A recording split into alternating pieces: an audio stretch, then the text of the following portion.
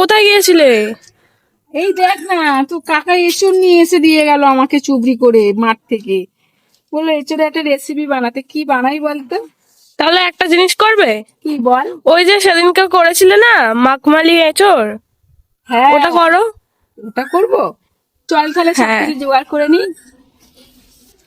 বন্ধুরা, আমার জায়ের মেয়ে বললো মাখমালি এঁচড় খাবে, তার জন্য ওর কাকা এনে দিয়েছে। আমি কি করব ভাবছিলাম, তারপর ও বলে দিল তাহলে আমি এটাই বানাবো। তা কিভাবে বানাবো আমি সবকিছুই ভিডিওতেই দেখাবো। আপনারা প্রথম থেকে শেষ পর্যন্ত দেখুন, তাহলে বুঝতে পারবেন।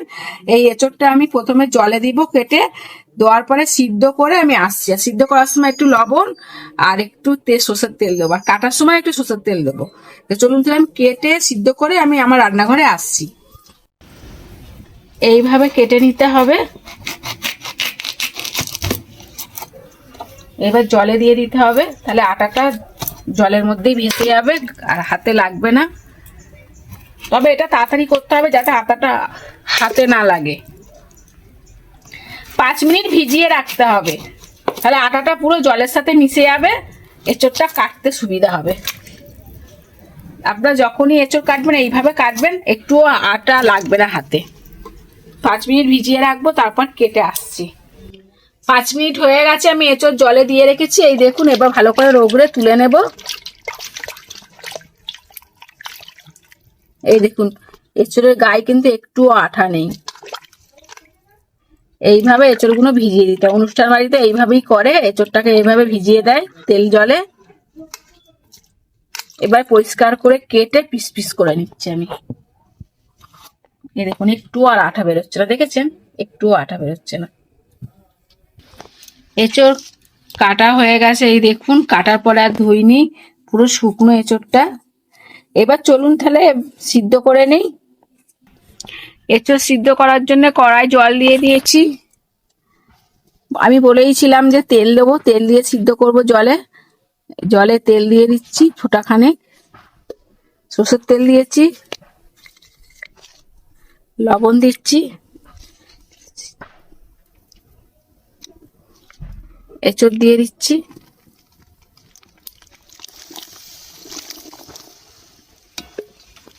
এবার এঁচড়টা ভালো করে সিদ্ধ করে নেবো। এঁচড়টা সিদ্ধ করে নিলে টেস্টি লাগে। আর লবণটা দেওয়া হলো যাতে এঁচড়ের মধ্যে লবণটা ভালোভাবে ঢুকে যায়, আর তেলটাও গায়ে লেগে যাবে, তাহলে আটাটা আর কোনো কিছু হবে না। খুব ভালো সিদ্ধ হবে, কালারটাও খুব আসবে ভালো।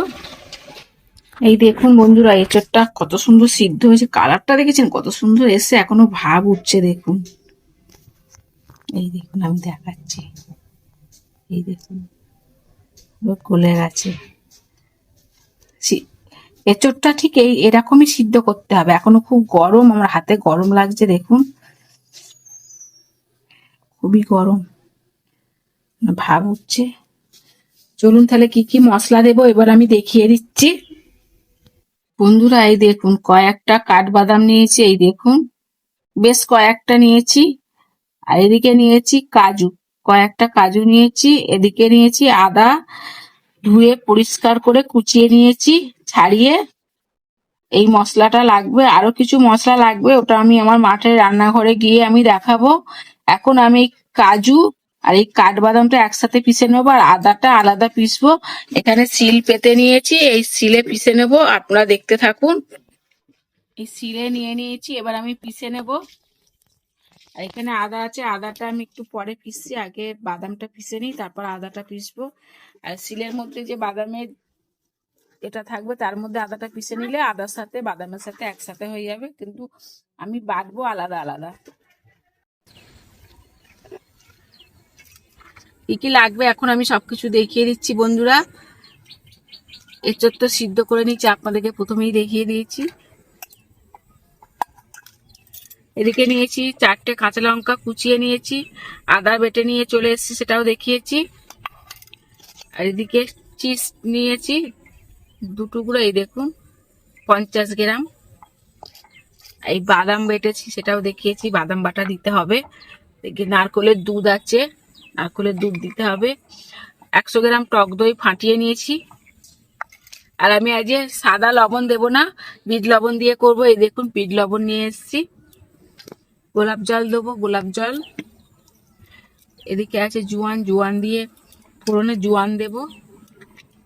সরষের তেল দিয়ে বানাবো। এখানে শুকনো লঙ্কা দুটো আমি কেটে নিয়েছি, এই দেখুন, তো ছোট ছোট করে টুকরো করে নিয়েছি, দেব। চলুন তাহলে আমি উনুনটা জেলে দিই। উনান জেলে দিয়েছি, কড়াও বসিয়ে দিয়েছি। কড়াতে আমি অল্প করে সরষের তেল দিয়ে দেবো, অল্প পরিমাণ জোয়ান দেব,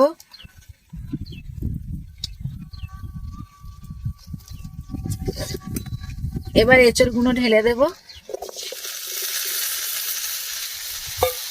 এঁচড়গুলো একটু ভালো করে ভেজে নেব।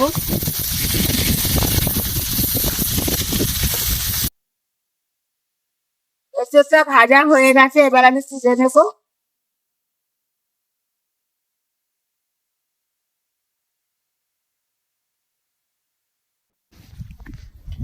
কড়াতে আবার অল্প সরষের তেল দিয়ে দেবো, কেটে রাখা শুকনো লঙ্কা দেব ফোড়নে,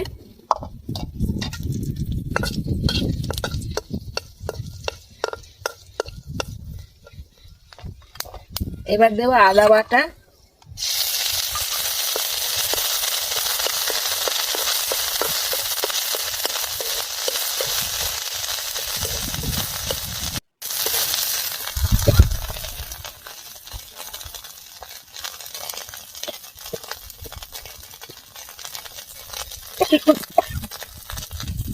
ভেজে রাখা এঁচড়টা দিয়ে দেবো, দিয়ে ভালো করে একটু কষাবো।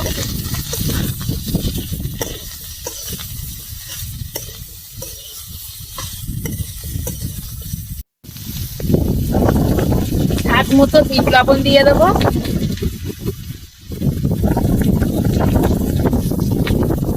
কুচিয়ে রাখা কাঁচা লঙ্কা, ফাটিয়ে রাখা টক দই,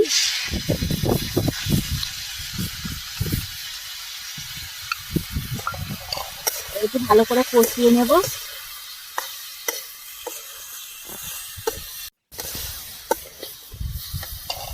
টক দইটা বাড়তি গায়ে একটু লেগে জল দিয়ে ধুয়ে দিয়ে দেবো, দিয়ে দেবো নারকেলের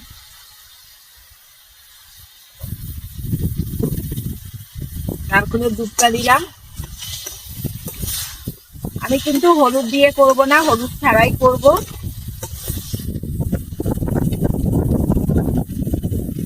বাদাম বাটা দিয়ে দিচ্ছি,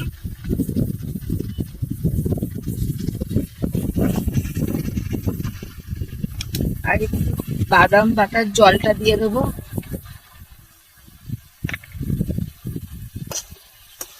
নেড়ে চেড়ে নেবো, ভালো করে একটু কষিয়ে নেবো।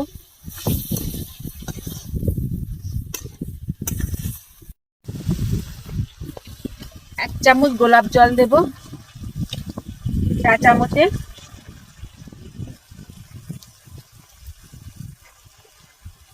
সামান্য একটু মিষ্টি দেবো, এই দেখুন। এই মাখমালি এঁচড়টা খেতে খুবই ভালো লাগে, এইভাবে বানিয়ে খেয়ে দেখবেন। ভাত, রুটি, লুচি, পরোটা সবকিছুর সাথেই খেতে পারবেন, মুড়ি দিয়েও খেতে পারবেন। এঁচড়টা অনেক রকম ভাবে খেয়েছেন, একবার এইভাবে বানিয়ে খেয়ে বলবেন হ্যাঁ সত্যি খুবই সুন্দর।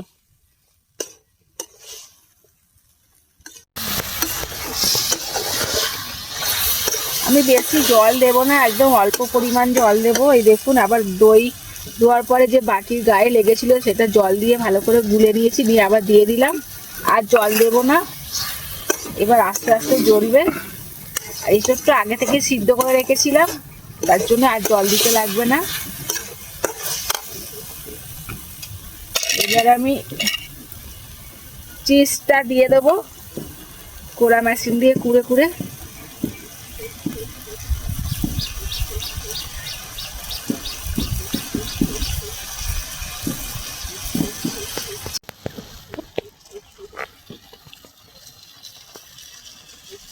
চিজ দিয়ে দিলাম, এবার ভালো করে নেড়ে নামিয়ে নেব।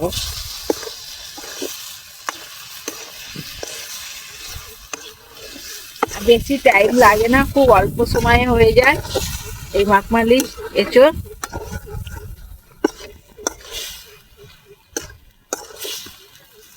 হয়ে গেছে আমার এঁচোড় রেডি।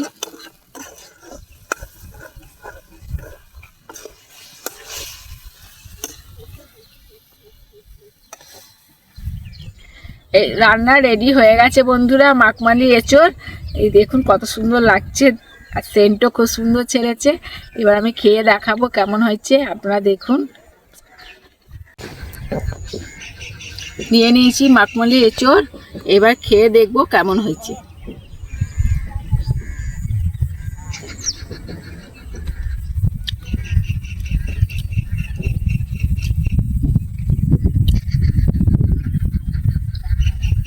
খুব সুন্দর হয়েছে এঁচোড়টা, সত্যি দারুণ হয়েছে। আপনারা তাড়াতাড়ি বানিয়ে খেয়ে কমেন্ট করুন কেমন লাগলো। সাবস্ক্রাইবার করতে ভুলবেন না। আগামী ভিডিওয়ে দেখা হচ্ছে আবার নতুন ভিডিও নিয়ে আমি চলে আসছি আমার রান্নাঘরে রেসিপি। চলুন তাহলে সবাই ভালো থাকুন, সুস্থ থাকুন, আমার ভিডিও দেখতে থাকুন। টাটা।